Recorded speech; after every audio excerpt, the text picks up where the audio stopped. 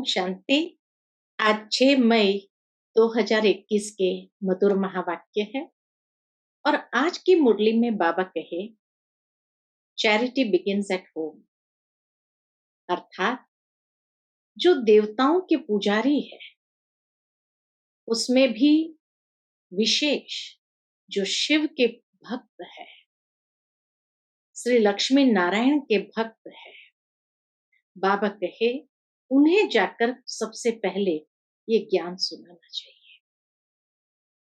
साथ ही साथ बाबा कहे जो गीता पाठी है, जो गीता का रोज अध्ययन करते हैं, उन्हें भी जाकर के ये ज्ञान समझाना चाहिए। सिर्फ इसमें इतनी भूल करती है जो परमात्मा के बदले श्री कृष्ण का नाम डाल दिया है। लेकिन बाबा कहे जो सच्चे भक्त होंगे वो इस बात को अच्छी तरह समझ जाएंगे। साथ ही साथ बाबा ने कहा तुम सारी दुनिया घूम के आओ, सृष्टि के आदि मध्य अंत का ज्ञान कोई भी नहीं समझा सकता है। यही प्रत्यक्ष प्रमाण है कि परमात्मा इस संसार में इसी समय अवतरित हो चुके हैं और आकर के वो परमात्मा क्या कार्य करते हैं जो कोई भी मनुष्य नहीं कर सकते हैं। तो परमात्मा का वो कार्य है सारे विश्व के अंदर शांति स्थापन करना। जब तक मनुष्य परमात्मा को न जाने तब तक परमात्मा के इस कर्तव्य में मददगार नहीं बन सकते हैं। तो सुनते हैं बाबा के मधुर महावाक्य। ओम शांति। मीठे बच्चे, चैरिटी बिगिंस एट होम, अर्थात जो देवी देवता धर्म के हैं, शिव के व देवताओं के पुजारी है, उन्हें पहले पहले ज्ञान दो। प्रश्न है आज की मुरली का, बाप का कौन सा कर्तव्य कोई भी मनुष्य नहीं कर सकते हैं और क्यों? उत्तर है सारे विश्व में शांति स्थापन करने का कर्तव्य एक बाप का है। मनुष्य विश्व में शांति स्थापन नहीं कर सकते क्योंकि सब विकारी है। शांति की स्थापना तब हो जब बाप को जाने और पवित्र बने। बाप को न जानने के कारण निधन के बन गए। गीत है आज की मुरली का, मरना तेरी गली में, जीना तेरी गली में। ओम शांति। ओम शांति का अर्थ भी घड़ी घड़ी बताना पड़े क्योंकि ओम शांति का अर्थ कोई भी नहीं जानते। जैसे घड़ी घड़ी बोलना पड़ता है मन मना भव, जैसे बाबा को घड़ी घड़ी बोलना पड़ता है मन मना भव, अर्थात बेहद के बाप को याद करो। ओम का अर्थ कह देते, मनुष्य को पूछो ओम का अर्थ क्या है, तो ओम का अर्थ कह देते हैं ओम माना भगवान। बाप कहते हैं ओम अर्थात मैं आत्मा, यह मेरा शरीर। परम पिता परमात्मा भी कहते हैं ओम, मैं भी आत्मा हूं। परमात्मा भी कहते मैं भी आत्मा हूं, परम धाम में रहने वाला हूं। तुम आत्माएं जन्म मरण के फेरे में आती हो, मैं नहीं आता। हाँ, मैं साकार में आता हूं जरूर। तुम बच्चों को सृष्टि के आदि मध्य अंत का सार समझाने। तो बाबा साकार में आते जरूर है लेकिन जन्म मरण के फेरे में नहीं आते हैं। और क्यों आते हैं? तो बाबा कहे तुम बच्चों को सृष्टि के आदि मध्य अंत का सार समझाने। कोई और ये समझा ना सके। अगर निश्चय नहीं तो सारी दुनिया में भटकना चाहिए, ढूंढना चाहिए। अगर ये निश्चय नहीं कि परमात्मा आकर के आदि मध्य अंत का राज बताते हैं, तो बाबा कहे सारी दुनिया में भटकना चाहिए, ढूंढना चाहिए। और कोई है जो अपना और सृष्टि के आदि मध्य अंत का नॉलेज देते हैं? परम पिता परमात्मा के बिगर सृष्टि चक्र के आदि मध्य अंत का राज कोई बता न सके, कोई राजयोग सिखा न सके, पतितों को पावन बना नहीं सकते। तो परमात्मा आते हैं ये 3 कार्य करने के लिए। एक तो सृष्टि के आदि मध्य अंत का राज समझाते हैं, सहज राजयोग सिखाते हैं और पतितों को पावन बनाते हैं। तो बाबा कहे सारी दुनिया में ढूंढो, है कोई ऐसा जो ये 3 कार्य कर रहे हैं?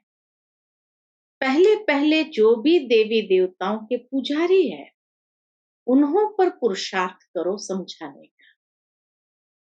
आदि सनातन देवी देवता धर्म वालों ने ही पूरे 84 जन्म लिए हैं, वही अच्छी रीति समझ सकेंगे।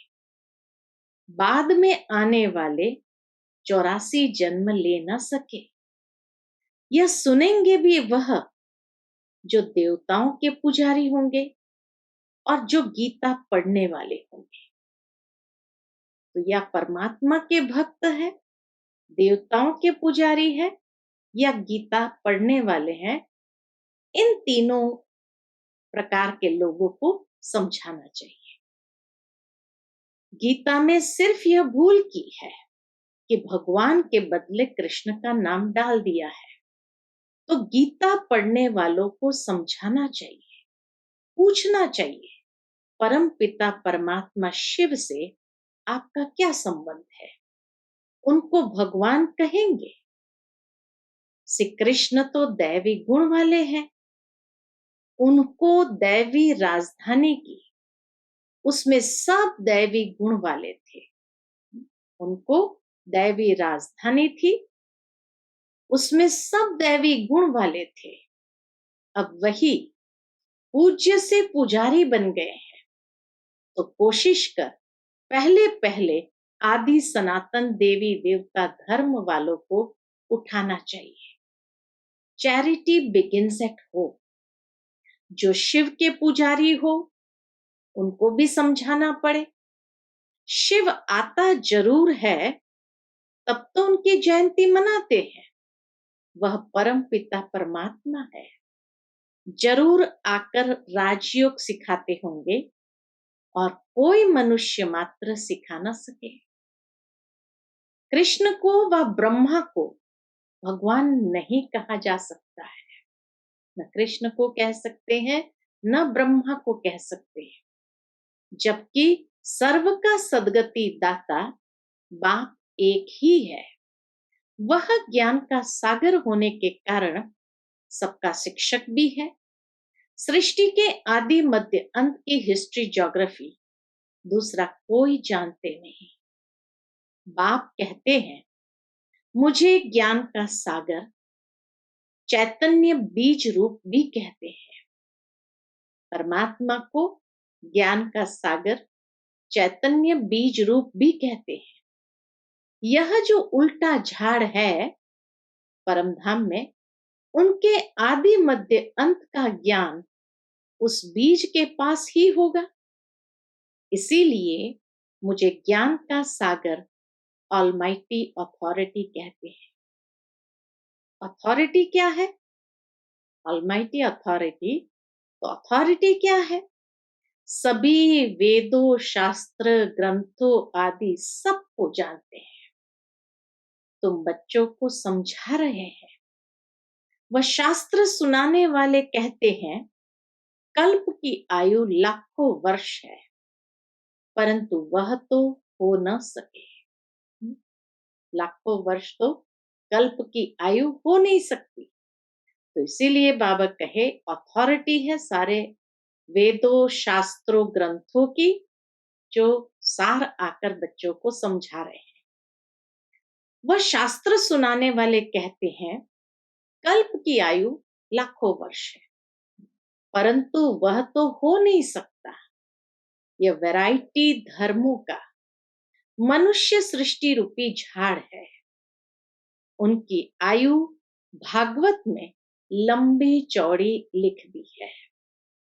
अब भागवत कोई धर्म शास्त्र तो नहीं है, भागवत कोई धर्म शास्त्र नहीं है, किसी धर्म की स्थापना नहीं होती है उससे। गीता धर्म शास्त्र है, भागवत को धर्म शास्त्र नहीं कहेंगे। गीता धर्म शास्त्र है, उनसे देवी देवता धर्म स्थापन हुआ। बाकी भागवत महाभारत आदि उनसे कोई धर्म नहीं स्थापन होता, वो तो श्री कृष्ण की हिस्ट्री लिखी है। बाप समझाते हैं बच्चे, तुम देवी देवता धर्म वालों को समझाओ कि तुमने 84 जन्म लिए हैं। सतयुग में सिर्फ भारत ही था और कोई धर्म नहीं था। भारत ही स्वर्ग था, भारत ही ऊंचते ऊंच गाया जाता है। और फिर परमपिता परमात्मा शिव का बर्थ प्लेस है, जो आकर पतितों को पावन बनाते हैं। शिव की पूजा भी यहाँ होती है, जयंती भी यहाँ मनाई जाती है। जरूर पतित दुनिया में ही आया होगा। पुकारते भी सब है। क्या पुकारते हैं भारतवासी? पतित पावन आओ। भारत पावन था, फिर 84 जन्म का चक्र लगाया है। जो पावन स्वर्गवासी थे, अब वह नरकवासी पतित बने हैं। पावन बनाया किसने? शिव बाबा ने।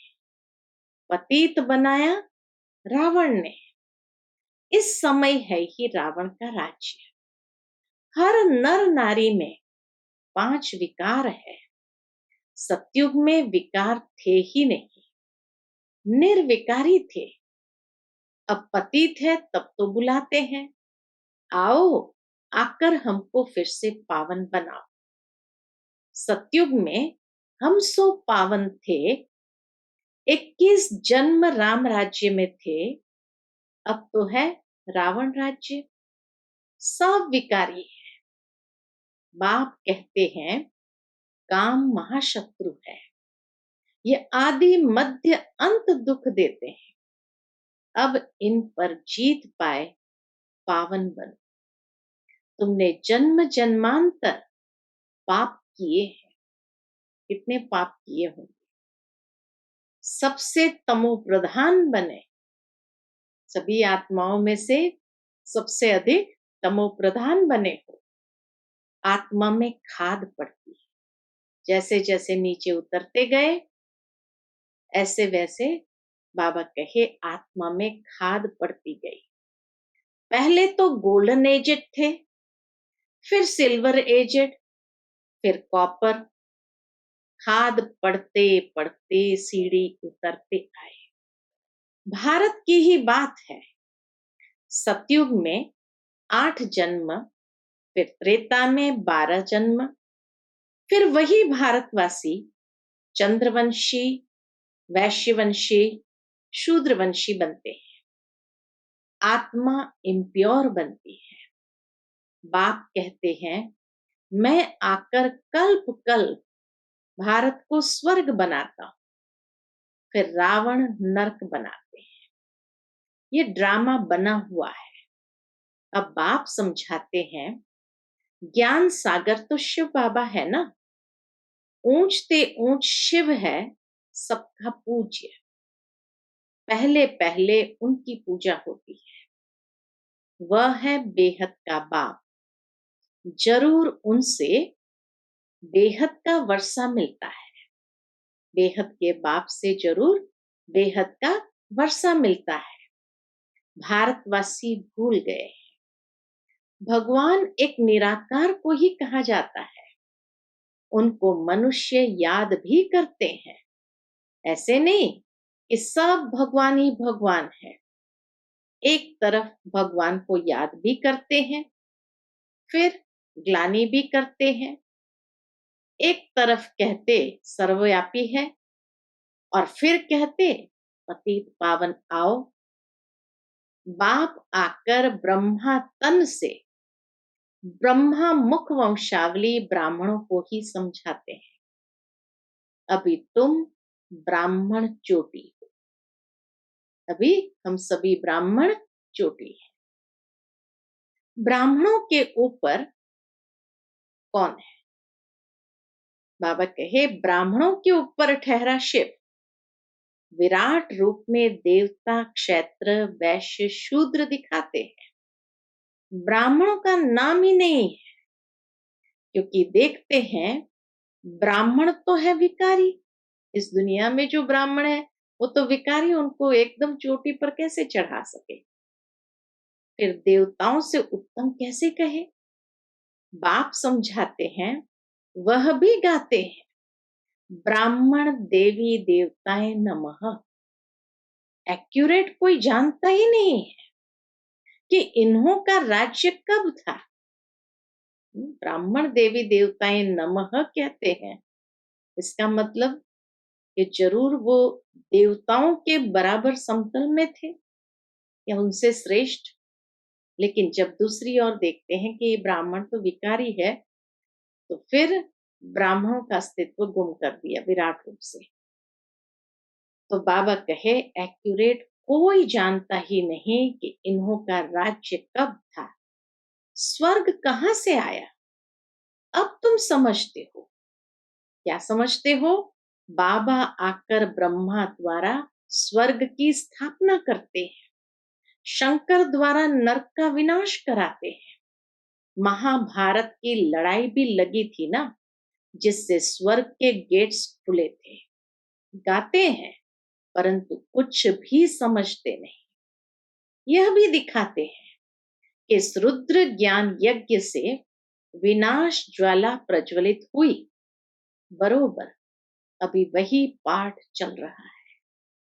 5000 वर्ष पहले भी लड़ाई लगी थी, तब पतित दुनिया विनाश हुई थी।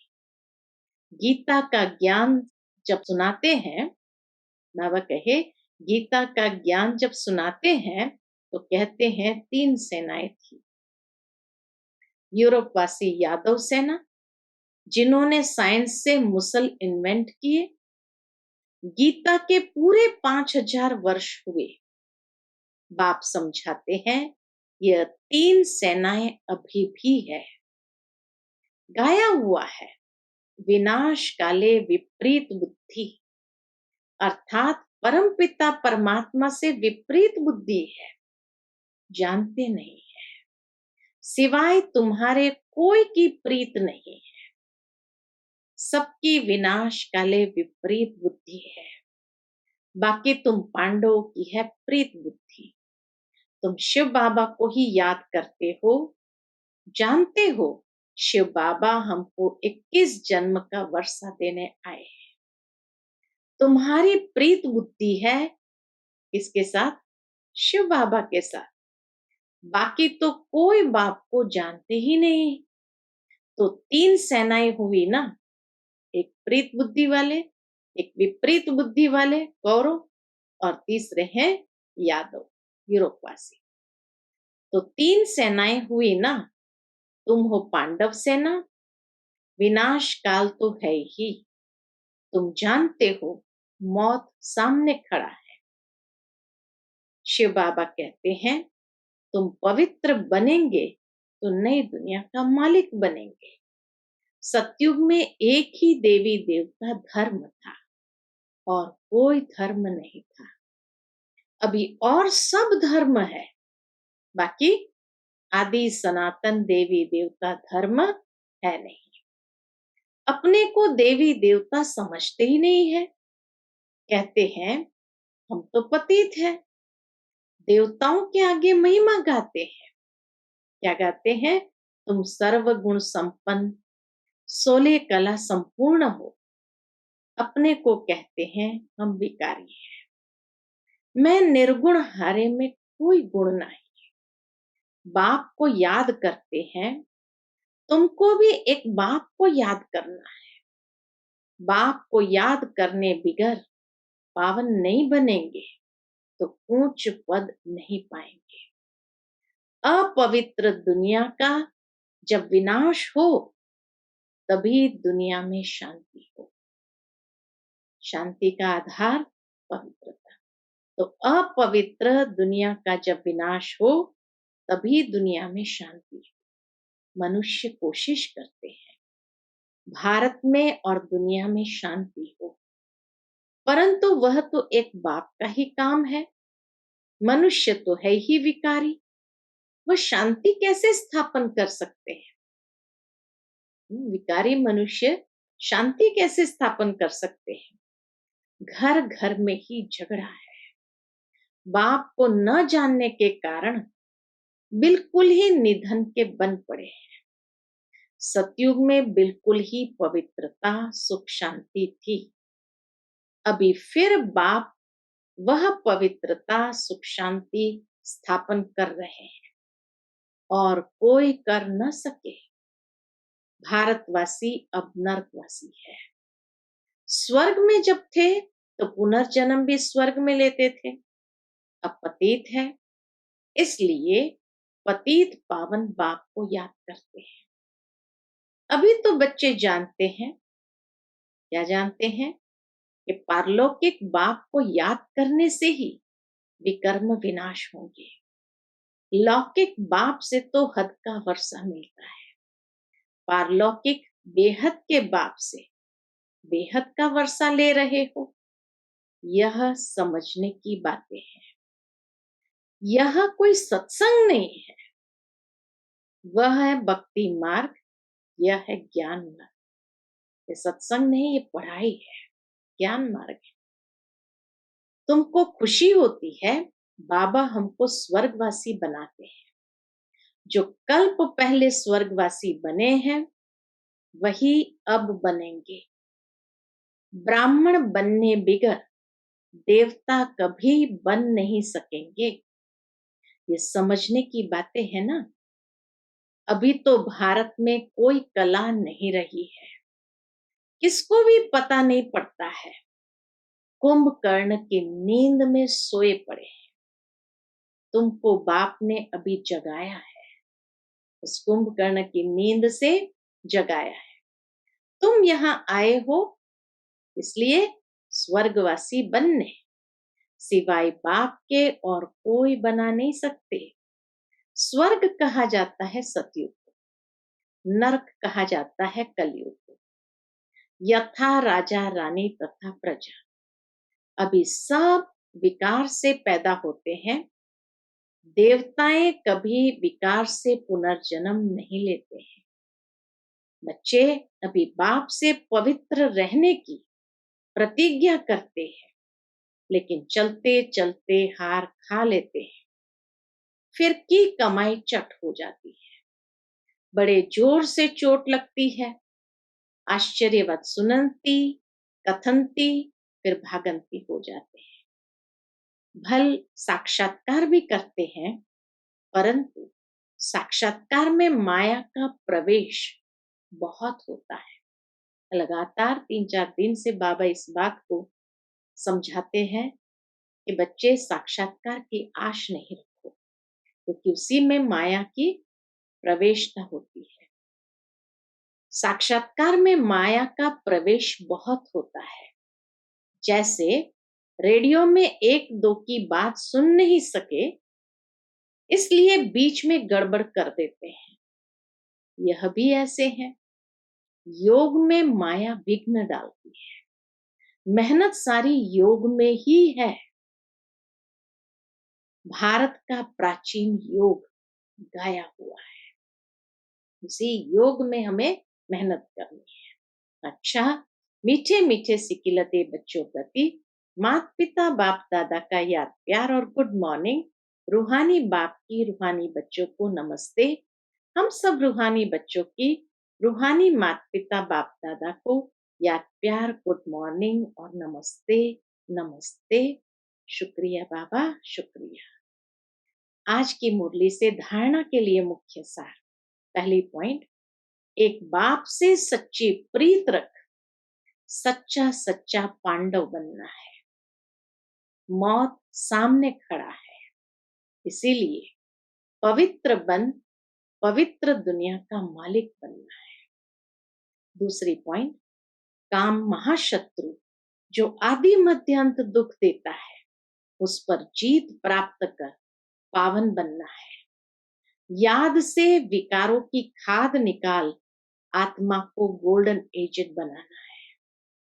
आज का बाबा का मधुर वरदान है, मन मनाभव की स्थिति द्वारा मन के भावों को जानने वाले सफलता स्वरूप भव। मन मनाभव की स्थिति द्वारा मन के भावों को जानने वाले सफलता स्वरूप भव। विस्तार, जो बच्चे मन मनाभव की स्थिति में स्थित रहते हैं, वह औरों के मन के भाव को जान सकते हैं। बोल भल क्या भी हो, लेकिन उसका भाव क्या है, उसे जानने का अभ्यास करते जाओ। हर एक के मन के भाव को समझने से उनकी जो चाहना व प्राप्ति की इच्छा है, वह पूरी कर सकेंगे। इससे वे अविनाशी पुरुषार्थी बन जाएंगे। फिर सर्विस की सफलता थोड़े समय में बहुत दिखाई देगी और आप पुरुषार्थी स्वरूप के बजाय सफलता स्वरूप बन जाएंगे। आज का स्लोगन है, सोते समय सब कुछ बाप हवाले कर खाली हो जाओ, तो व्यर्थ व विकारी स्वप्न नहीं आएंगे। सोते समय सब कुछ बाप हवाले कर खाली हो जाओ, तो व्यर्थ व विकारी स्वप्न नहीं आएंगे। अच्छा, Om Shanti. To watch Peace of Mind channel videos on YouTube, subscribe us on youtube.com/tvpeaceofmind. Just a click for a peaceful life.